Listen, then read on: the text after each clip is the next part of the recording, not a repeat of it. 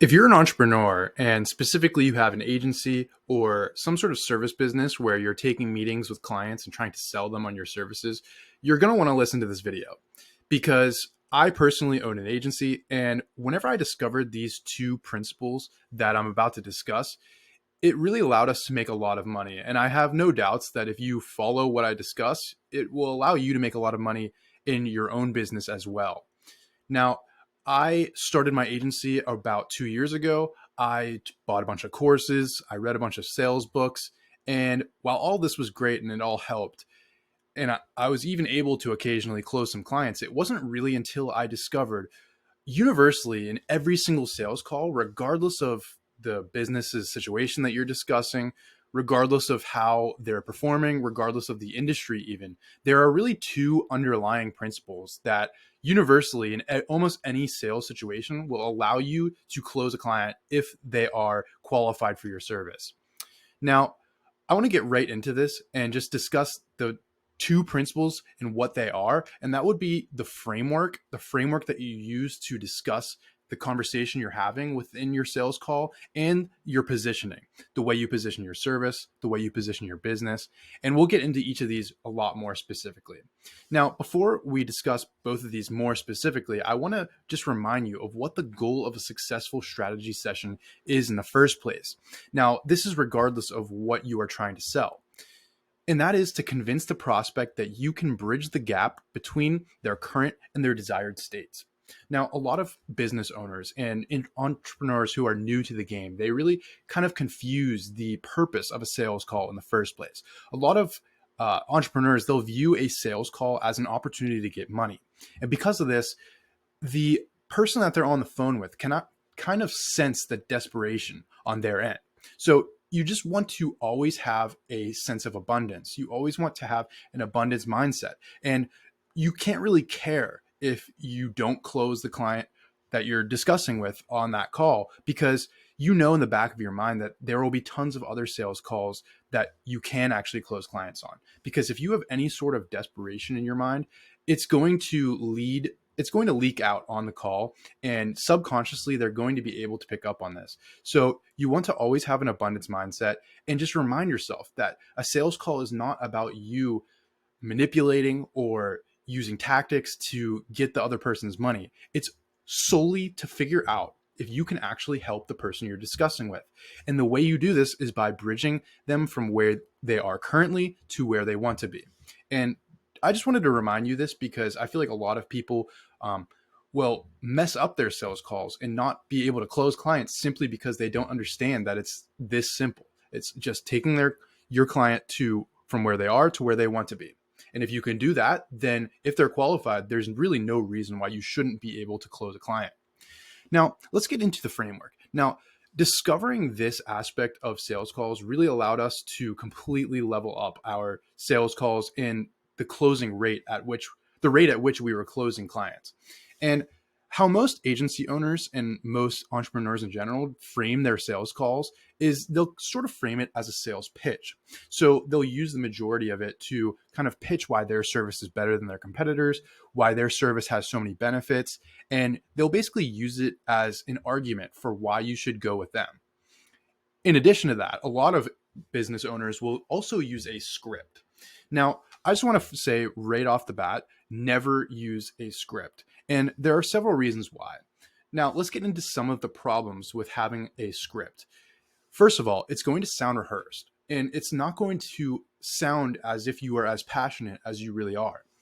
And additionally, probably the largest problem, and I have used a script in the past, so I know exactly how this feels, is as soon as the conversation veers off, as soon as it starts to veer off of what you've already rehearsed and practiced, you're kind of just screwed, because you sort of have a specific line of speaking and questioning that you're very prepared for. And as soon as the client mentions some other question or some other subject, in the back of your mind, you start getting anxiety because you're thinking, okay, how do I get back to where we were originally discussing? And how do I steer this back? And then this will subconsciously become very obvious to the person you're discussing with.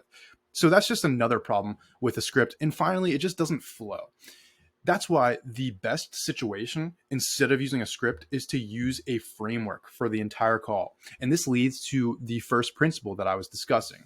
Once we stopped using a script at our agency and we just started using a framework instead, this really leveled up everything. And I want to show you exactly what the framework we use is for our business. Now, again, we discuss with e-commerce clients. So depending on your industry, you may want to set this up differently, but the fundamentals are the same for any industry that you're in. And I kind of want to just show you exactly what this looks like. So before each of my sales calls, I'll actually take a piece of paper and I'll write each of these sections down on the paper beforehand. And this just allows me throughout the sales call, the entire time I'm going through it, I know exactly where I'm at. And the difference, I'd say the main difference between having a framework and having a script is that with a script, you're kind of mapping out exactly what you're saying.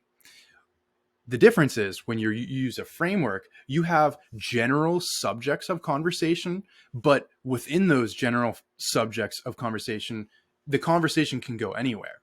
So let me explain this a little bit more specifically. So the way we start out is we start out with the introduction.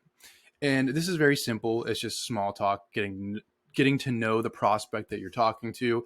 You don't want to just dive straight into business. You want to first introduce yourself. You want to introduce your business and ask them just any questions. This should only last about 1 to 2 minutes.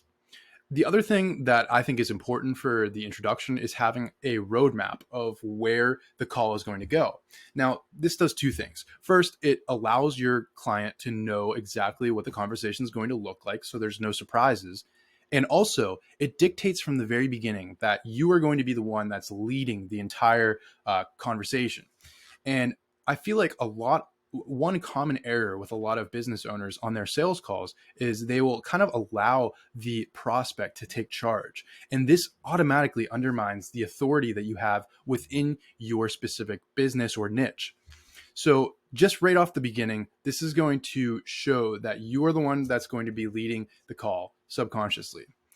Next, we get into our questions section. And this is where we ask general questions. Again, depending on what your specific industry is or what your service that you're selling is, these questions are going to be completely different. But for us, we're asking generally about the journey of their business. How did they start? What their goals are? What their previous marketing looked like? If they've worked with other agencies in the past. This is really where you are finding out a lot of critical information to first find out if you can actually help them in the first place. And to second, use this information to better be able to pitch them on whenever you get to the closing section of the call.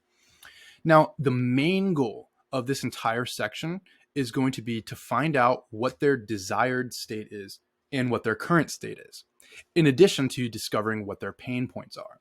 So let me repeat that. The goal of the first question section is to figure out what their desired state is and what their current state is. Because as a reminder, the main purpose of the entire call is to figure out where they want to go and where they are right now. And if you can bridge that, there is no reason why you won't get the sale. So this is where you're going to discover what these are, and you are going to ask them and write what their answers down are specifically.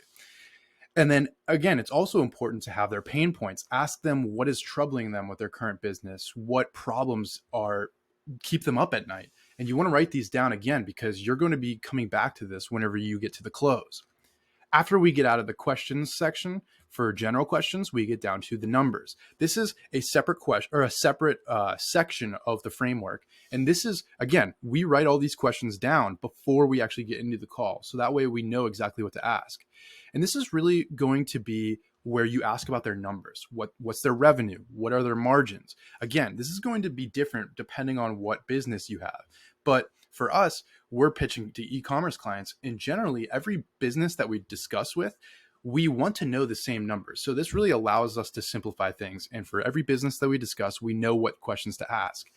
And the goal here is to analyze their numbers and really to figure out if you can even help them in the first place.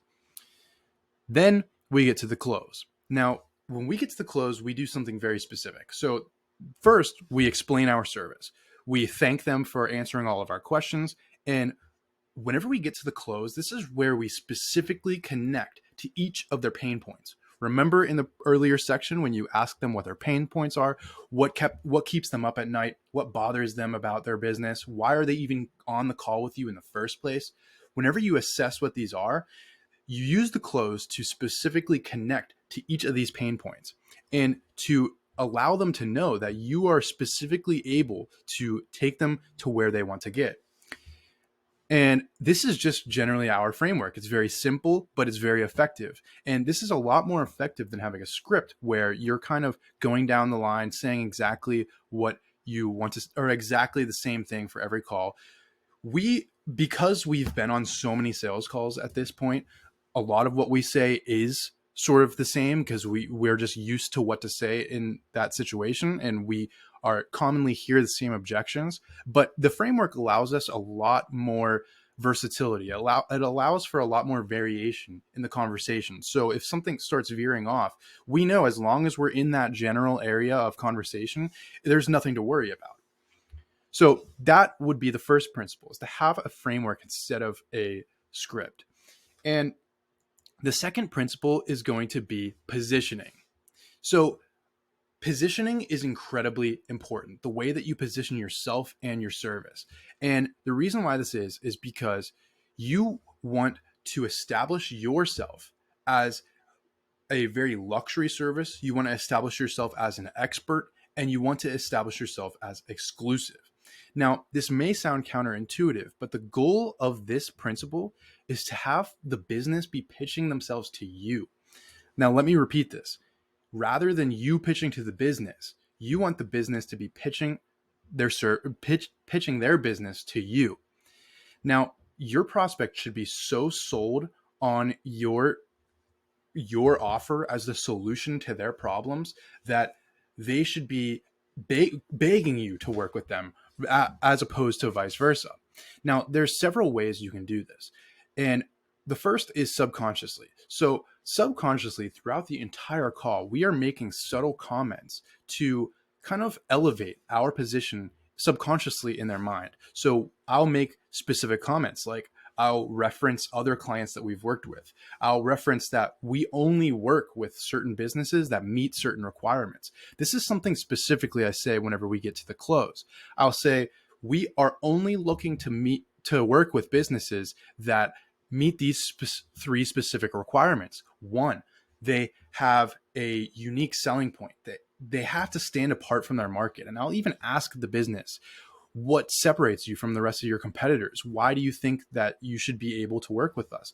I'll specifically say that we are a very exclusive service. We only work with select businesses, and we have a very busy schedule. So basically, you just want to subconsciously make them aware of the fact that if you don't get their business, it harms them a lot more than it harms you. They need you more than you need them. And this is actually true as well. This isn't a lie. Because if they're actually qualified for your service and you believe in your service, then they need your service a lot more than than you need theirs. Because again, if you don't close this client that you're talking with, you'll just simply have a lot of other sales calls where you can possibly do this instead. So only a tiny portion of your call should be selling your service. I don't even begin to discuss the benefits or specifically what we provide or anything until I get to the close. And this is very briefly, because as long as you convince them and you listen to their problems and convince them that you're the solution to these problems and that you can take them to where they want to go, they don't need to hear about the benefits of your service. They don't need to hear about the specific attributes or the specific delivery options that you have. They don't care about any of this. Again, this sounds counterintuitive, but they really do not care about any of the benefits that your service provides. The only thing that they care is their own transformation.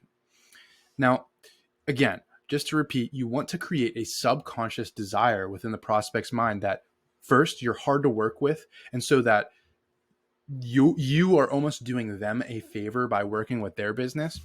And again, this is not some sort of manipulation tactic. This should all be genuine and very true if your service is actually going to help them. And you should only be selling to people that you believe that you can help anyway. So just to summarize, the two principles that really allowed us to get to the point where, as of this year, our meeting close rate is over 70% for this year, which is almost unheard of in the service industry, in the agency space. And the way we were really able to do this is by first having a framework. So knowing exactly how we want each call to look in terms of a framework. And the second is the way we position ourselves. As soon as we started positioning ourselves, compared to previously selling our service and kind of in a way begging them to take our business, to a point where the business is kind of asking us to work with them because they just know that we're so valuable. Subconsciously, you want to make your business seem very valuable. So I hope these two tactics work for you. I can almost guarantee you that if the people that you are discussing with are qualified for your service, if you use these two principles, there's really no reason why you shouldn't be able to close them. In response to this video, all I ask that you do is please subscribe and hit the like button, as well as just follow me on any social medias. I'll leave my links in the description below. I do plan on making a lot more valuable content just like this. So if this helped you at all, feel free to leave a comment and just make sure you keep an eye out for any future content, because I definitely plan on creating a lot more. Hope this helped, and that's all. Thank you.